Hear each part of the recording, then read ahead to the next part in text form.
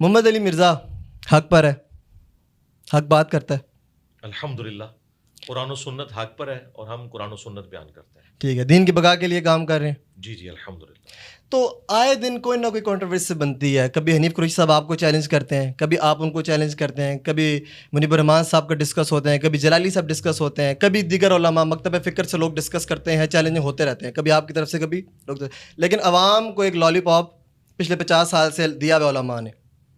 میں یہ چاہتا ہوں کہ جے ایم اکیڈمی کے دروازے تو قیامت تک کھلے میں اور قیامت تک ٹائم آپ نے دیا ہے, کیوں نہ ایک حق کا پرچم آپ بلند کریں اور تمام علماء کو جن کو آپ کو لگتا ہے کہ یہ دین کے اندر یا مذہب میں تبدیلیاں کرتے ہیں, اپنے اپنے واقعات من گھڑت چیزیں بناتے ہیں, آپ ان کو عدالت میں کیوں نہیں چیلنج کرتے؟ یہ سلسلہ ختم ہو, دودھ کا دودھ اور پانی کا پانی ہو.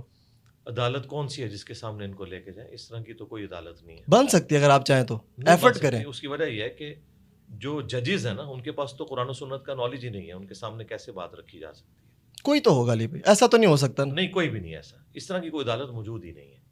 اس کا آسان طریقہ یہ ہے جس طریقے سے یہ خود آپس میں ایک دوسرے کے ساتھ کرتے ہیں. ٹھیک ہے, یہ صحافیوں سے سبق سیکھیں کہ صحافی جب کوئی اپنا پوائنٹ آف ویو رکھتے ہیں تو اس کو ریبٹل کرنے والے صحافی اس کے جواب میں ایک وی لاگ بناتے ہیں اور پبلک خود فیصلہ کر دیتی ہے کہ یہ کہاں تک بات درست کر رہا ہے اور یہ کہاں تک درست کر رہا ہے. ٹھیک. تو ہم نے بھی اپنا پوائنٹ آف ویو عوام کی عدالت میں رکھا ہے. ہمارے اس پلیٹ فارم کی خوبی یہ ہے کہ یہ تمام فرقے آپس میں ایک دوسرے کو کافر سمجھتے ہیں, ہم ان ساروں کو مسلمان سمجھتے ہیں, صحیح, سوائے قادیانیوں کے. نمبر 2, یہ کہتے ہیں ایک دوسرے کو چندہ دینا حرام ہے, صرف ہمیں دیں. ہم کہتے ہیں ہمیں کوئی چندہ نہ دے, انہی کو چندہ دیں. نمبر 3, ہم نے اپنی کوئی مسجد نہیں بنائی, ہم کہتے ہیں مسجد الگ نہیں بنائیں گے, انہی کے پیچھے نمازیں پڑھیں گے. ہمارا ان سے کوئی اختلاف نہیں ہے اس حوالے سے کہ ہم انہیں کوئی کافر سمجھتے ہیں. یہ ساری کی ساری مصیبت انہیں ہمارے ساتھ ہے.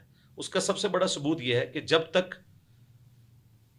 ان لوگوں نے میرا نام لے کر مجھے ونریبل کرنے کی کوشش نہیں کی, اس سے پہلے میں نے کبھی بھی کسی عالم دین کو مخاطب کر کے ٹھیک, یا ان کی پکچر لگا کے کبھی کوئی ویڈیو ریکارڈ نہیں کروائی تھی. 2015 میں جب ایک ایک کر کے علماء کی ویڈیوز میرے بارے میں آئیں, کوئی مجھے قادیانی کہنا شروع ہو گیا, کوئی کہنا شروع ہو گیا یہ ایران کا ایجنٹ ہے, کوئی کہنے لگا کہ سعودیہ اس پہ پیسہ لگا رہا ہے. اس وقت میں نے ریبٹل کرنا شروع کیا اور اس ریبٹل میں نے علمی چیلنج سامنے رکھا کہ بھئی میرا یہ موقف ہے, آپ کے اندر اگر کوئی تڑ ہے, کوئی طاقت ہے علمی, تو اس کا جواب علمی طور پر دیں. چیلنج مناظرے کا میں نے کبھی بھی کسی کو نہیں دیا اور نہ ہم اس طرح کے مناظروں کے حق میں ہیں. علی بھائی بات وہی آ گئی نا, پھر چیلنج ہو گیا, آپ بات کا جواب دیں, آپ ان کو جواب دیں. میں چاہتا ہوں ایک ٹیبل پر آگے کب بات ہوگی, ٹیبل پہ بات ہو جائے گی نا, بڑے آسان طریقہ ہے نا. وہ آتے ہیں, کبھی آپ نے ملتے ہیں, کبھی آپ نہیں. اب میں اس طرف بالکل نہیں جاؤں گا. وہ آتے ہیں کہ جو یہاں سے جانے کے بعد ان کے سوا سارے ان کے فرقوں کے علماء نے کہا کہ تو کہاں پہنچ گیا تھا, تو ہمارا نمائندہ ہی نہیں ہے. صحیح. اور یہ ہماری مقدمہ تو واضح ہو گیا نا.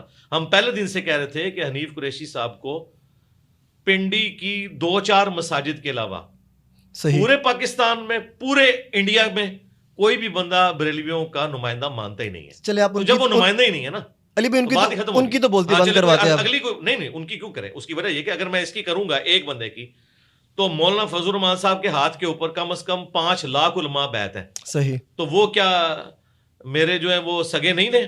وہ بھی سگے ہی ہیں. سارے ہمارے علماء جو ہیں وہ ہمارے لیے قابل احترام ہے اس حوالے سے. تو 5 لاکھ لوگوں کی ذرا آپ کیلکولیشن کریں تو میرے پاس تو عمر نو بھی ہو تو یہ ختم نہیں ہوں گے. اس کا بڑا آسان طریقہ ہم نے بتایا نا. پہلی بات یہ کہ میں نے کبھی بھی ان لوگوں کو بلایا نہیں ہے. یہ لوگ کہتے ہیں جس طرح آپ کہہ رہے ہیں, ٹھیک ہے, کہ اگر سچے ہو تو ٹیبل پہ بیٹھو, تو میں تو تیار ہوں. میں نے کہا اس کا طریقہ یہ کہ جو تم نے بڑا اپنا لانچ کیا ہوا ہے نا, ایک مفتی منیب الرحمان صاحب سب سے بڑے ہیں بریلویوں کے, صحیح, وہ خود بیٹھ جائیں, میں قدموں میں بیٹھوں گا, ان کا آنے جانے کا خرچہ دوں گا, ایئر ٹکٹ کا, اسلام آباد سے گاڑی ان کو لے کے آئے گی, یہاں بیٹھے, میں سامنے بیٹھوں گا. اگر انہیں کوئی اعتراض ہے میرے پہ, میں تو نہیں کہہ رہا کہ بھی میں نے لازمی بیٹھنا ہے, ان کو اگر خواہش ہے بیٹھنے کی, تو اگر وہ خود نہیں بیٹھ سکتے تو وہ کسی بھی اپنے فرقے کے نمائندہ عالم کو ویڈیو میں نومینیٹ کر دیں کہ یہ میرا نمائندہ ہے, اس کی جیت میری جیت, ٹھیک ہے, اس کی ہار میری ہار ہے, اور یہ میری طرف سے نمائندہ ہے. کوئی ایک بندہ لانچ کر دے. یہی جو ہے ہم نے ریکویسٹ کی تھی تقی عثمانی صاحب سے, اور یہ میری خواہش نہیں ہے. جب دیوبندی علماء نے کہا نا ہمارے سامنے بیٹھ, کیونکہ یہ صرف بریلویوں کا مسئلہ تو نہیں ہے, مفتی عبد الواحد قریشی صاحب بھی کہتے ہیں جس دن یہ بیٹھا, یہ اس کا علم کی دنیا کا آخری دن ہوگا اور جس رات کو بیٹھا وہ علم کی دنیا کی آخری رات ہوگی. تو بڑا آسان طریقہ ہے, میں تو تیار ہوں بیٹھنے کے لیے آپ کی خواہش کے اوپر, لیکن نمائندہ کے ساتھ جسے لوگ ایکسیپٹ کریں. اور اللہ کا شکر ہے کہ پاکستان میں نمائندہ علماء موجود ہیں. بریلویوں کے مفتی منیر صاحب, دیوبند کے مفتی تقی عثمانی صاحب, اہل حدیث کے ساجد میر صاحب اور اہل تشیع کے ساجد نقوی صاحب. ایسا نہیں ہے کہ کوئی پارٹی بازی ہو, یہ چاروں فرقوں کے چاروں بڑے ہیں. یہ اگر خود بیٹھنا چاہیں وہ بھی ان کی خواہش کے اوپر.